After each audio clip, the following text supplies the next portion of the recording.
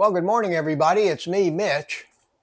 And I don't know what got into me this morning, but I got up and I decided that I'm a carnivore.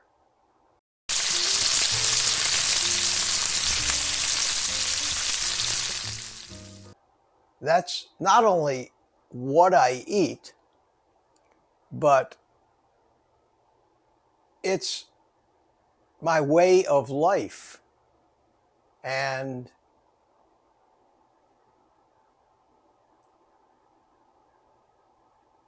I realized,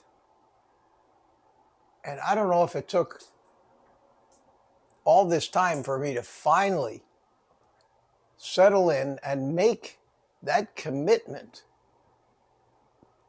to a lifestyle and acknowledge the fact that I am never going back. I am never going to not be a carnivore if I can help it.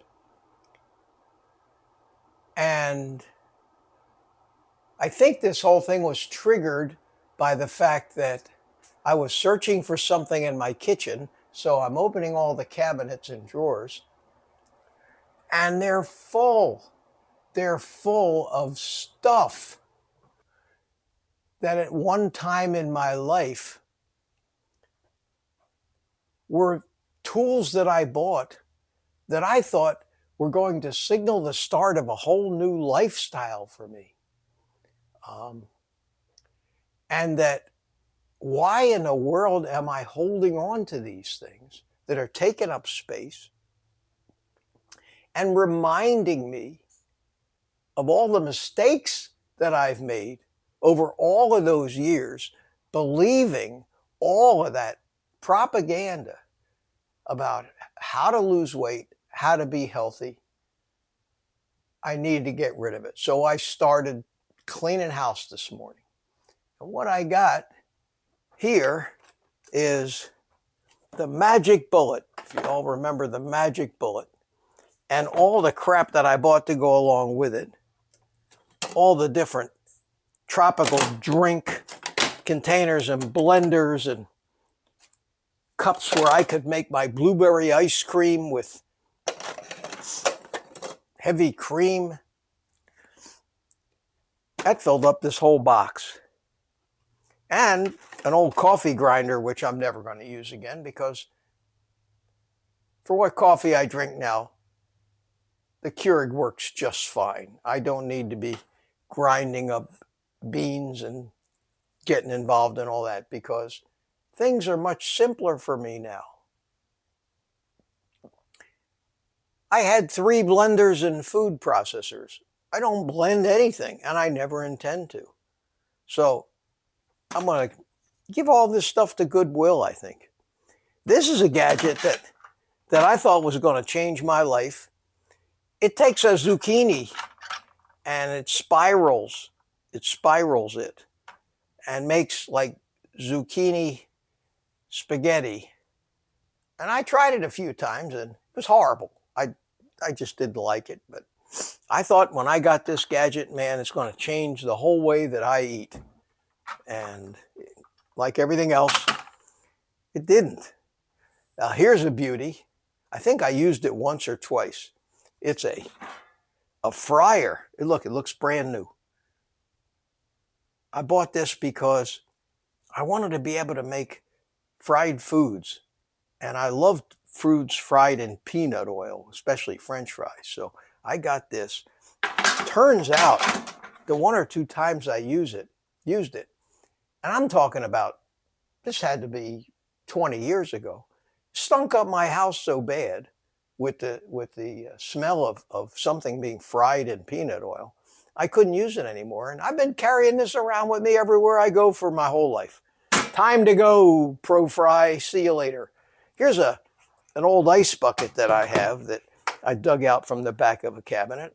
The last thing in the world I need is an ice bucket to entertain my throngs of friends with their drinks in their hands. Sorry, don't need it anymore. Just gonna try to get rid of it. This thing here was another life-changing gadget that I saw advertised somewhere, and it's called the Ready Grill. And the way this worked is it's got heat. It's like a meat toaster. I would take some chicken wings, you put it in between the two grills, you slide it down in there. It's got heating elements. It has a drip tray down on the bottom, and I used the hell out of this, and it was pretty good. The big selling point of this, however, was the fact that it let all the fat drip out of the food. So it was pretty much sold on the no fat or the low fat craze. And I certainly have no use for this meat toaster anymore. And here's the big one. This is the big one. This is a champion juicer. This thing is the Cadillac of juicers. This thing back 30, 40 years ago cost me like $400. It's an incredible, powerful machine, commercial grade. What is it used for? Juicing, which turns out to be one of the single most unhealthy things that a human body can get, is all of the sugar and none of the bulk from any kind of fruit or vegetable. If I could grind hamburger with this thing, I'd keep it. Unfortunately, it's not going to grind hamburger. I have no use for it. I don't know if it's a soul cleansing thing to get rid of this stuff, to get rid of all the gadgets, and I haven't even started on the pots and pans yet. Whether it's a psychological attitude that drives you towards minimalism when you start living this carnivore lifestyle, I don't know whether it takes, for me, over a year for this whole change of psychology and attitude to sink in. I don't know how long it takes living this lifestyle for these changes to occur, and whether they occur automatically, psychologically, or consciously, but they do occur, making this probably the first sustainable, healthy way of living that I've ever had in my life. And God, I've tried them all. But it has happened, and it happened to me. And you hear about it happening to a lot of other people too. There's something just cleansing about that commitment when it solidifies.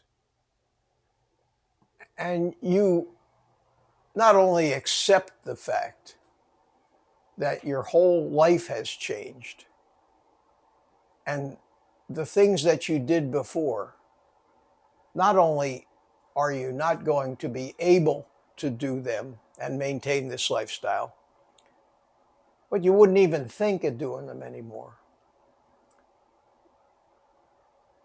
You don't want to do them.